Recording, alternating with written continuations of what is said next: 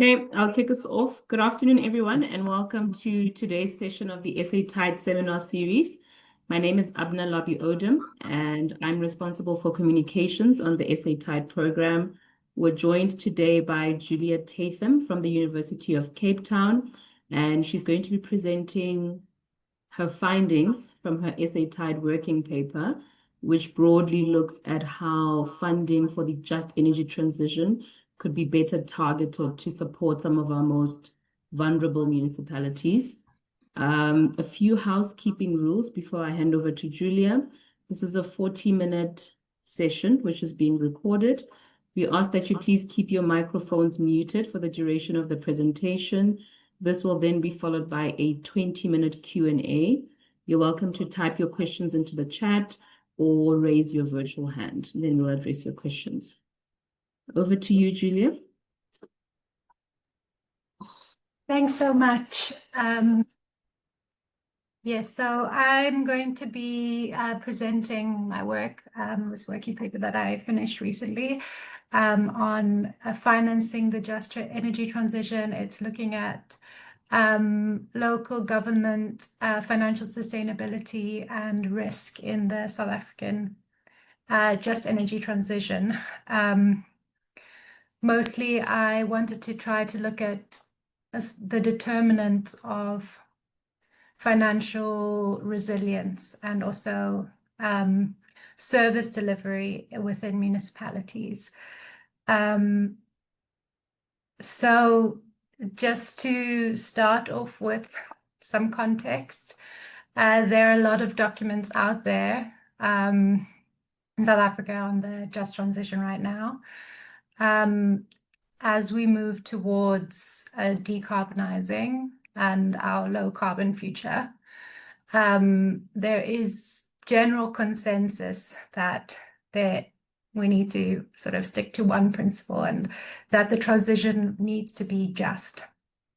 In most of these documents, the definition of a just transition varies, but in general, there is agreement that a just transition is a transition that protects those most vulnerable to the effects of the transition and also to climate change impacts. So due to the centralized nature of our fossil fuel dependent energy system, sorry, there's a bit of feedback. I'm not sure if somebody's mic's on. Yes, it's muted. Please go ahead. So due to the centralized nature of our fossil fuel dependent energy system, the impacts of the transition risk manifest at a local level, and so do the impacts or climate impacts, the impacts of climate change.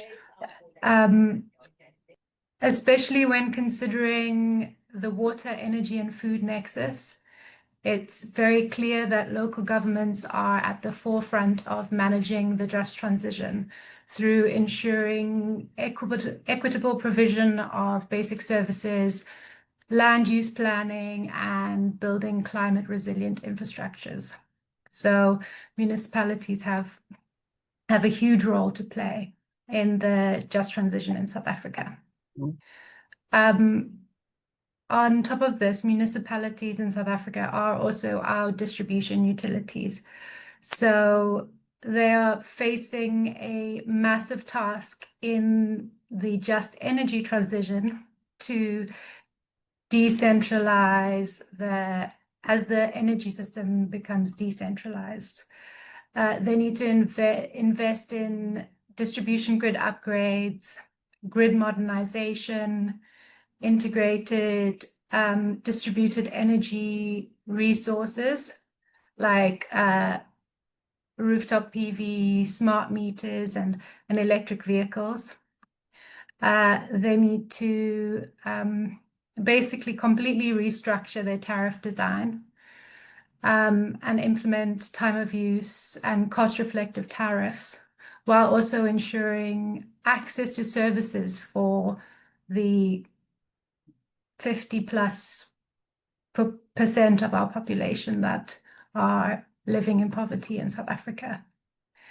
And municipalities in general are expected to fund this investment themselves through their own revenue.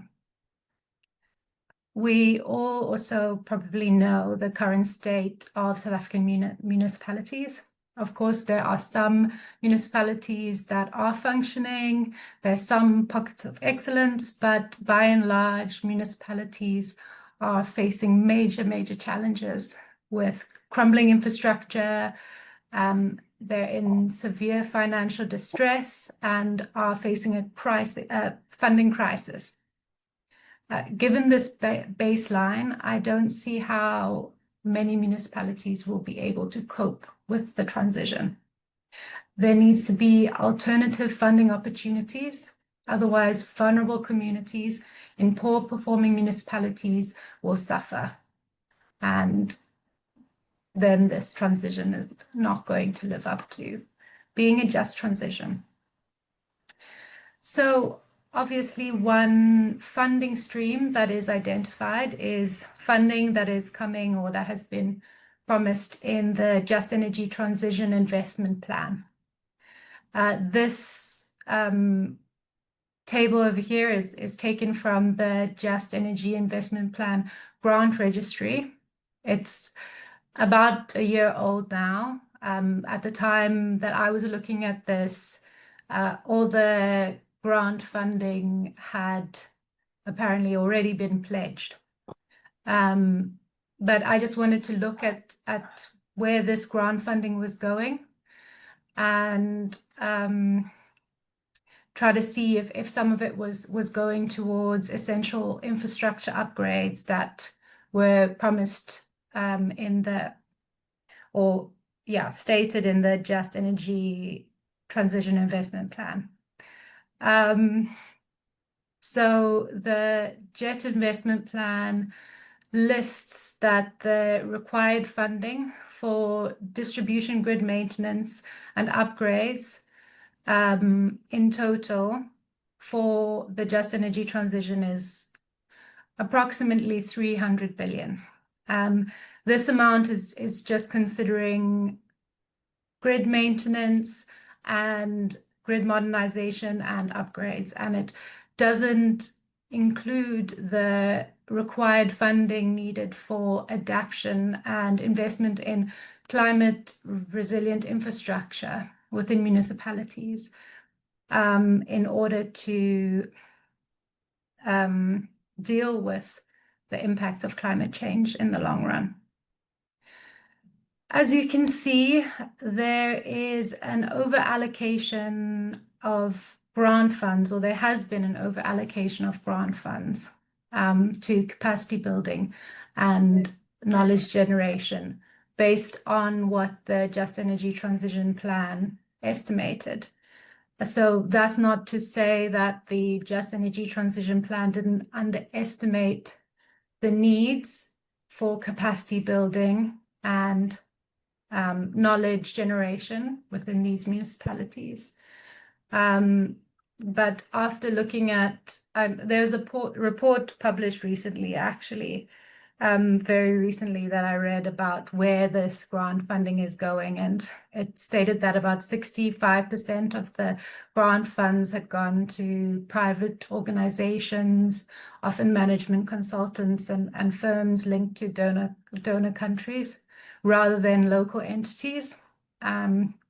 So in this capacity building and knowledge generation, although some of those funds would obviously be distributed to local entities through these sort of managing private organizations, there's just been a complete over allocation to those tasks. And we can also see that there are blockages preventing this grant funding, at least, that from going to critical infrastructure upgrades within local entities. So there's a lot of investment that needs to be raised by Munics through other means, given that I guess the grant funding is already mostly allocated, but there is concessional funding, finance, and other ways to raise just energy transition funding in order to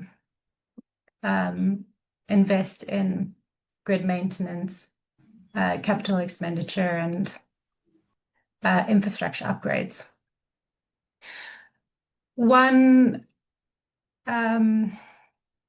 So the research objectives of this study was to create, basically, I wanted to create a panel data set for municipalities. Good data for municipalities is not easy to come by, and good data is a critical part of unlocking investment and concessional finance. So an objective of this was to collect the data that is available out there and create a panel data set or a master panel data set for all municipalities in South Africa. And then this research performed a panel analysis which investigated how socio-economic and financial indicators impact municipalities' financial sustainability and service delivery. And the goal was to use the insights gained to provide policy recommendations aimed at addressing the gaps in just energy transition finance at a municipal level and assist vulnerable municipalities in the just transition. So my research did a small short review of the literature out there on municipal vulnerability and what studies are out there within South Africa looking at vulnerability and resilience, particularly financial resilience. So according to the PCC's Just Transition Framework, as I've mentioned already, a just transition is built on the foundations of protecting those most vulnerable to transition and climate impacts. While most of the just transition frameworks and plans mention protecting vulnerable and workers and communities, none of the frameworks or plans really provide a definition of vulnerability, although they do provide lists of those groups that they considered to be the most vulnerable. One definition of vulnerability that is used quite regularly in the literature is that vulnerability is the intersection of exposure to risk, so how likely it is that these entities or municipalities or people will experience the worst impacts of the transitional climate. Their susceptibility of being affected and their resilience or adaptive capacity to mitigate the effects of the risk. A review of vulnerability in the South African context stated that vulnerability in South Africa in the just transition should be evaluated in terms of financial resources, physical assets, human capital, and social capital. But there's still no consensus on exactly how to measure vulnerability. There are a few studies out there that measure vulnerability or resilience, particularly financial resilience in South Africa. The CSIR developed an online platform called the Green Book in 2019. which was designed to identify vulnerability to climate change within South African municipalities, and proposed a set of indicators that highlight the most vulnerable areas or municipalities in South Africa. They developed several vulnerability indexes on this platform, but data and resource scarcity was a major challenge in developing this online platform. And the data used in the socio-economic vulnerability indicators was taken from the 2011 census, because that was the best available data disaggregated to the level that was needed. This is a very important platform for identifying vulnerability within municipalities. But unfortunately, a lot of the indicators were built around information that can only be obtained in national census. So that's problematic because of the long delays between releases. And unfortunately, the most recent census is missing a lot of the information required to update these vulnerability indicators. So the ability to mobilize finance and financial resilience, as I mentioned, is a major factor in local resilience. There's two studies in South Africa that I reviewed, which looks at financial resilience at a municipal level. There's a study by Simpson et al. In 2019 that investigated the financial resilience of Cape Town during the 2018 drought. They argued that environmental events can have a massive impact on municipal finances. In their study, they showed that Cape Town had the resilience to adjust to the financial disruption, but they highlighted the need for medium-term investment frameworks to reduce sensitivity to specifically to climate events. Mahaba wrote a study in 2023. They performed a trend and descriptive analysis of the aggregate impact of economic downturn caused by the 2008 financial crisis and the 2020 COVID pandemic on local government revenue sources. To my knowledge, this was the first attempt to depict municipal financial resilience across all South African municipalities. However, the study relied on aggregate trends and descriptive statistics, which masks the variability, the heterogeneity between municipalities, and also cannot identify any causal relationships. So as I said, one of the major objectives of the study was to compile a data set, collect all the data that's out there. So good data for municipalities has not been and still is not easy to find publicly. There's a lot of data that sits in different organizations. There's some data sets that are built based on assumptions by different econometric firms, and they sit behind paywalls. But besides from that, until recently, municipal level data was quite difficult to find publicly.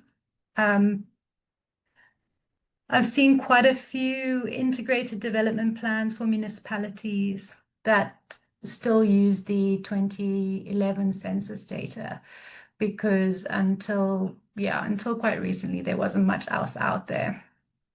So yeah, just it's been a big effort of Treasury, and I need to commend Treasury for keeping on pushing to improve access to data at a granular level. Pushing for to publish the municipal financial data, which they have done for a long time, and their involvement also in getting out more municipal level data recently. Their support also for the spatial economic activity data, which is really, really great resource, which was released in 2022, actually. It was released quite recently. So also in 2022, the census was performed and also released quite recently, that data. Unfortunately, yeah, it's missing a lot of important indicators, but with the release of the census data, I wanted to collect all of these data sets and build a master municipal panel data set to work with, to look at the socioeconomic and financial indicators and their impact on municipalities' ability to collect revenue and to provide services, and their general financial sustainability, the general financial sustainability of municipalities. When I started to get into the data set, I realized there were quite a few data issues and quite a few hurdles. One of the biggest ones was a bit of a letdown from the 2022 census data. Various issues were raised about this data that was published in a report, but Stats SA has responded and dismissed concerns about the data that was made public. Unfortunately, due to issues with when running the census, they were not able to publish any income and employment data, which is quite critical when trying to measure. I mean, it's critical when trying to measure socio-economic outcomes at a municipal level.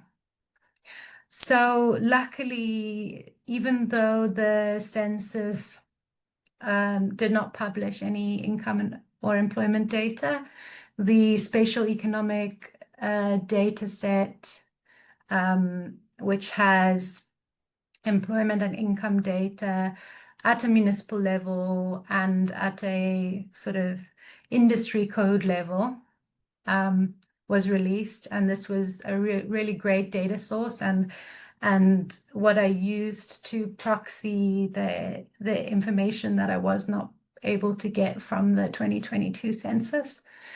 However, although this is a really great source, when you try to get down to quite a granular level, it becomes a bit difficult because they needed to anonymize the data. So when you're looking at industry codes in particular, and you get to a point where there are less than 10 workers within that municipality, within that industry, they don't give you the exact number, it just says less than 10, which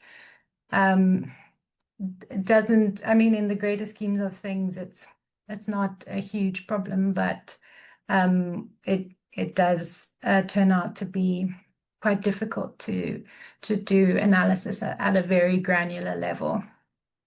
Oh, sorry, and then also another important missing factor in this spatial activity data is that it only records formal workers that are recorded on the SARS tax data. So the informal sector is excluded, and it's a very big and important part of the economy. So missing that data is also a concern for this analysis. With the municipal financial data, again, it's a really fantastic resource, and it goes back very far in time. But an issue is that the data published is audited, but only 53% of municipalities in South Africa received a clean audit. So there's a lot of missing data. There's a lot of instances of clear mismeasurement in the data. And this is just a reflection of the lack of transparency and poor commitment to accurately reporting from struggling municipalities. There was also a big increase in missing data and mismeasurement in the data post-COVID, during COVID and post-COVID. You can see this increase in the confidence intervals on the graphs on the right. Those confidence intervals just give you an indication of the variability of the figures and the variability of the data, and there's clearly a big increase. And although this increase in the confidence intervals could also represent greater variability in the financial resilience of municipalities post-COVID, with some recovering better than others, it's likely that it also reflects an increase in sort of mismeasurement and missing data.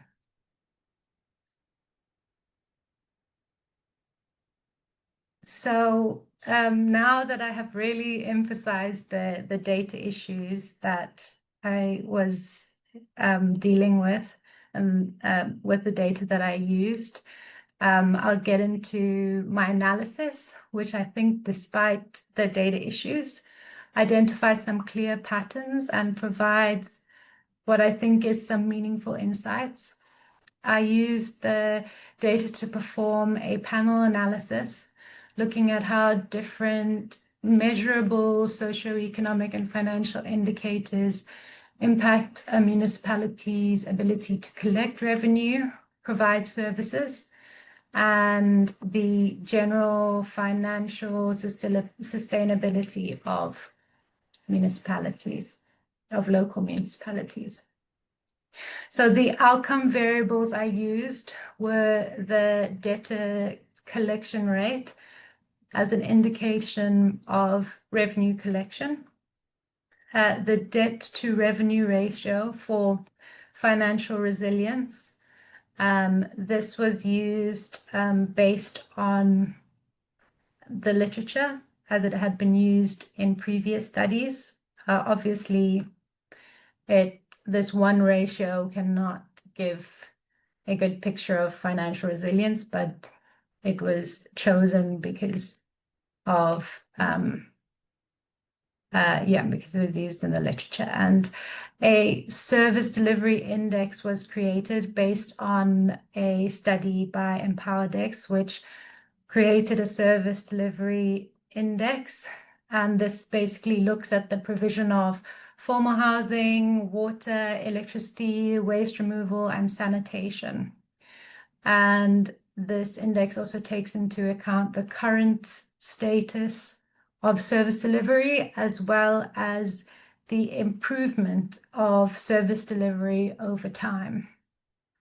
As I said, it's difficult to choose one indicator. Well, I chose 3 indicators, but these 3 indicators really don't give the full picture. But they give a little sort of snippet of the picture. And yeah, I think they're all based on literature. So I felt they were acceptable. In terms of the independent variables, these were independent variables. They were obviously quite influenced by data availability, and what I used what I could, but obviously with the restrictions I had, this doesn't capture all the variables I would have liked to have included in the independent variables. But those chosen were the number of full-time formal employed individuals per 1,000 residents within the municipalities, the median income of the formally employed individuals living within that municipality, the Gini coefficient, the proportion of households residing in urban areas, the population size and population growth, the average educational attainment of residents within the municipalities, municipal capital expenditure per capita, total municipal grant income per capita, province and municipal classification, i.e. Metro, intermediate city, or whether the municipality was a rural municipality. I used two methods because I wanted to compare the results that I would get between these two methods. But the first method was a pooled OLS regression, which just treats the data as one big cross-sectional data set. It doesn't keep a link between the municipalities over time. So all the data was just treated as equal observations taken from the same population. And in this analysis, I was able to include time invariant characteristics like whether the municipality is a metro, whether it's classified as a rural municipality, or which province the municipality is in. Then the second method I used was a fixed effects regression. And I used this because with the limited data availability, there were obviously some unmeasured variables that impacted my dependent variable, which was the financial resilience and service delivery indicators. Because the data was set up in a panel data set, I was able to use a fixed effects regression to control for time invariant municipality specific characteristics. These would include things like historical infrastructure investment or local governance practices. In this regression, time dummies were used to control for national trends and shocks like the COVID-19 pandemic. And in this regression, I was not able to include other time invariable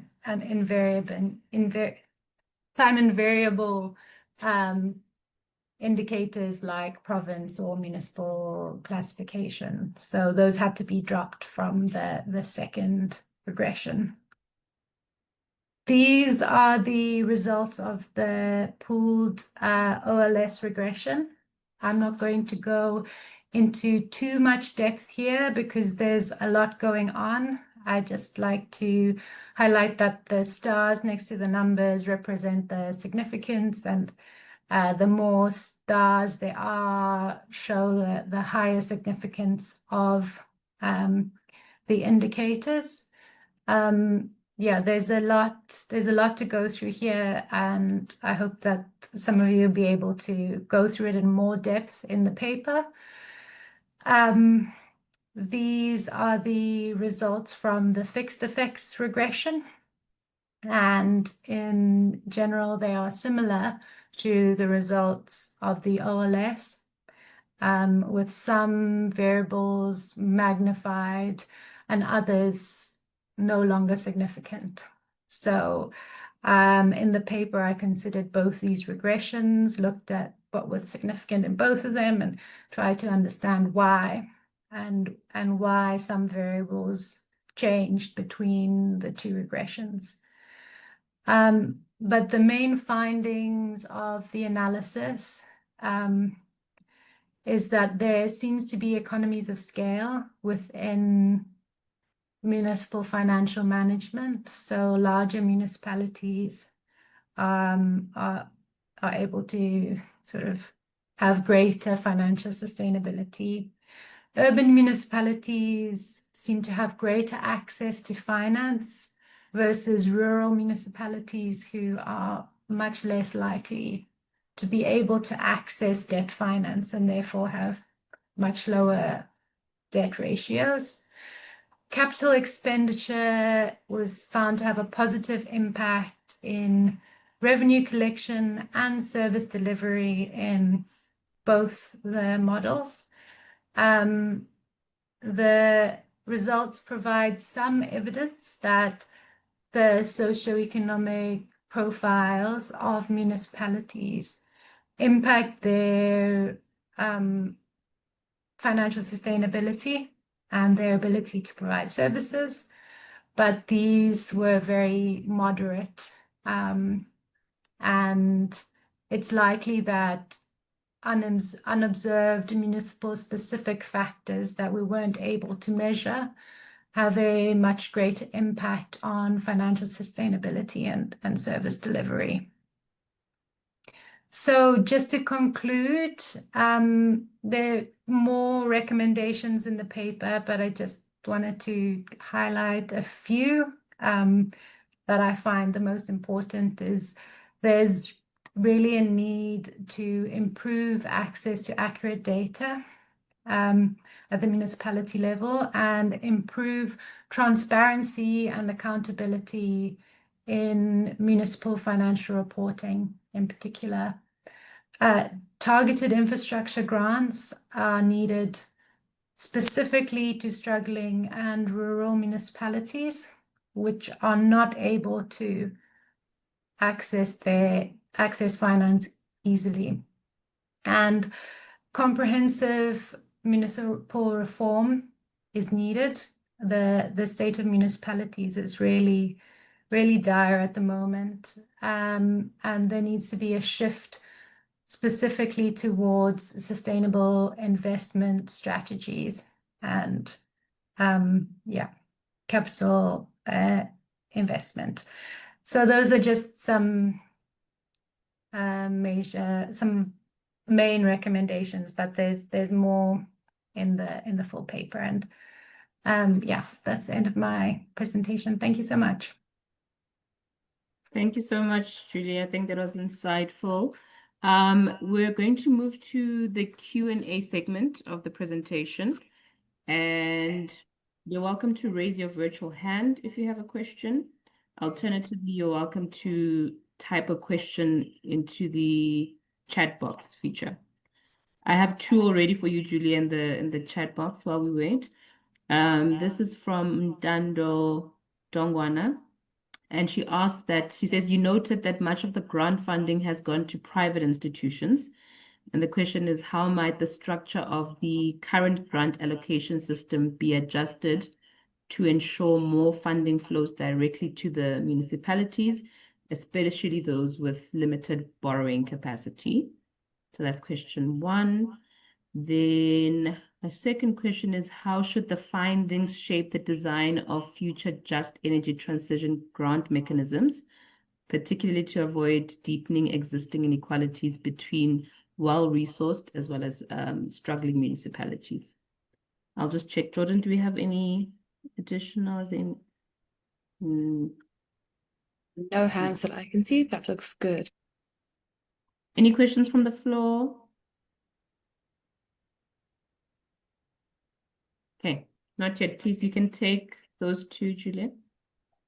Okay, so for the first question, from what I understand, unfortunately, it seems like in terms of the grant funding that was provided to South Africa through the JET IP partnership, I think it was 10 billion.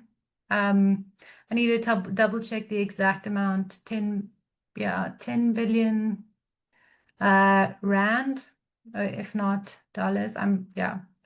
But unfortunately, that has been mainly already pledged. And the study that I cited, it's a report by Open Secret.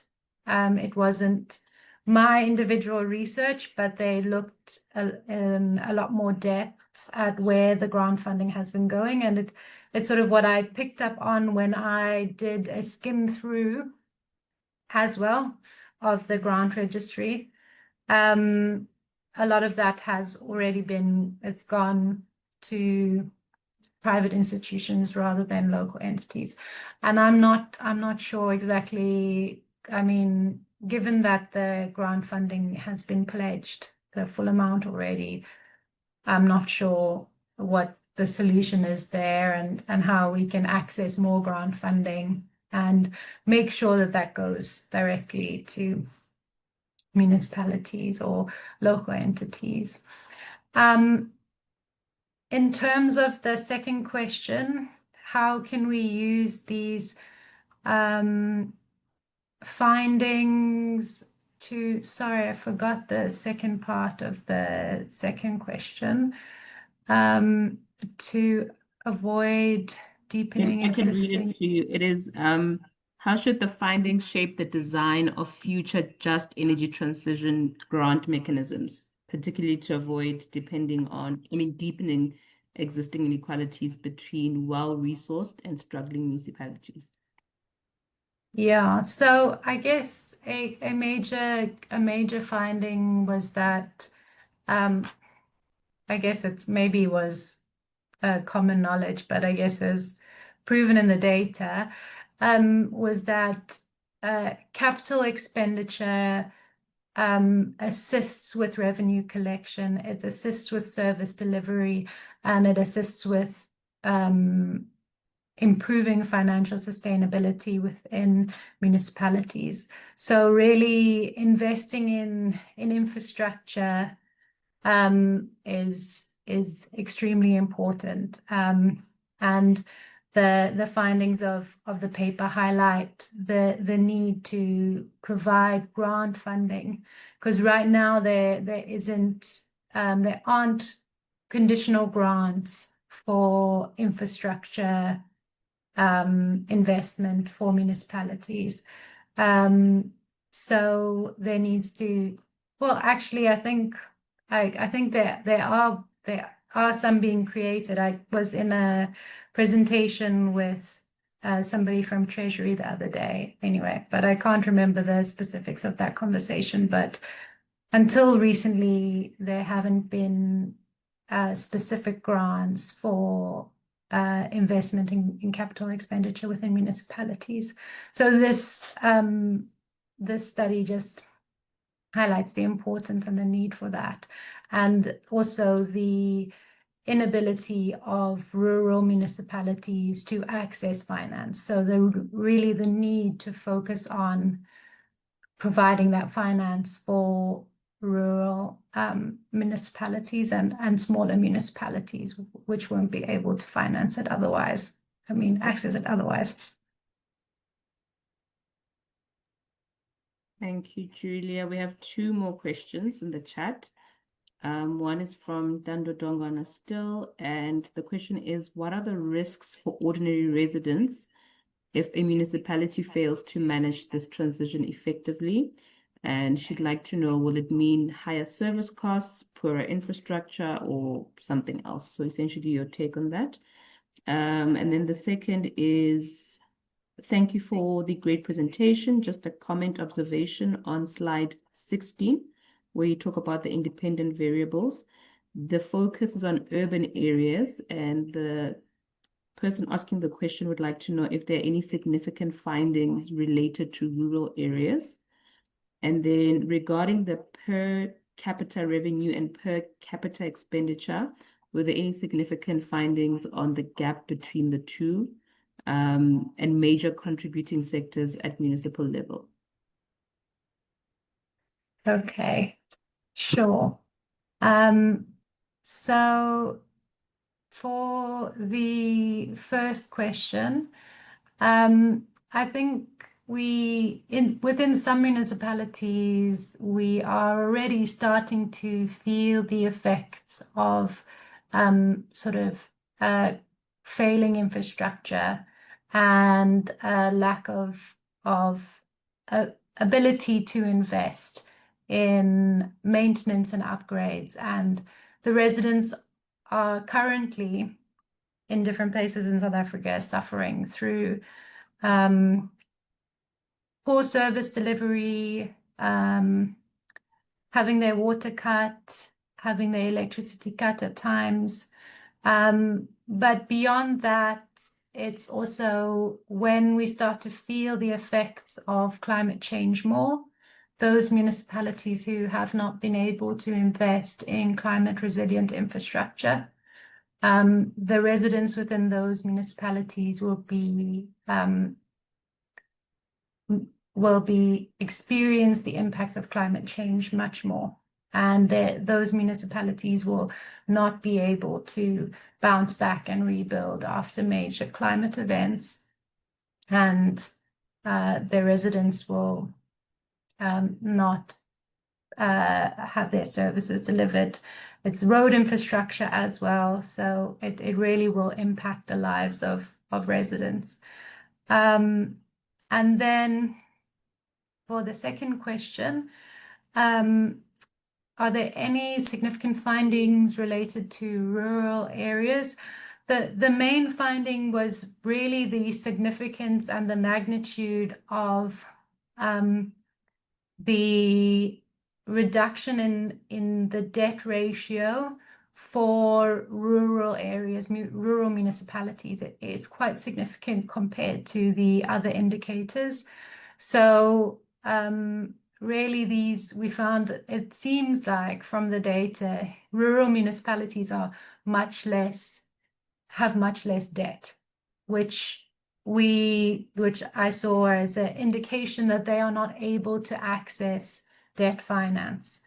So that was just a major finding for rural municipalities.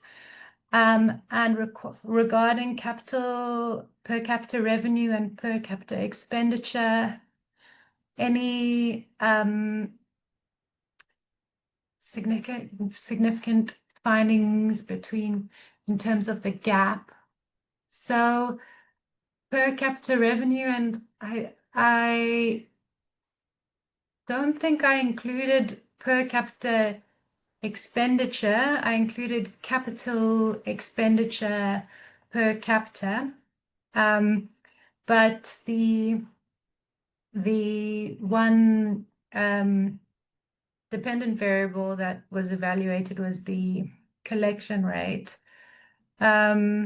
which gives sort of an indication of the gap between, oh no, not really. It gives an indication of ability to collect revenue. So yeah, I don't have any findings on the gap between per capita revenue and per capita expenditure of municipalities. Thank you, Julia. I'm mindful of time. We do have one last question before we close off. It's from Cephas, and he applauds you on being able to harmonize what he refers to as very messy data, or what appears to be messy data. He'd like to know the time frame for your data and how many municipalities you collected the data from. And for the covariate variables, he wants to know, did you get all of them from the census or any other sources?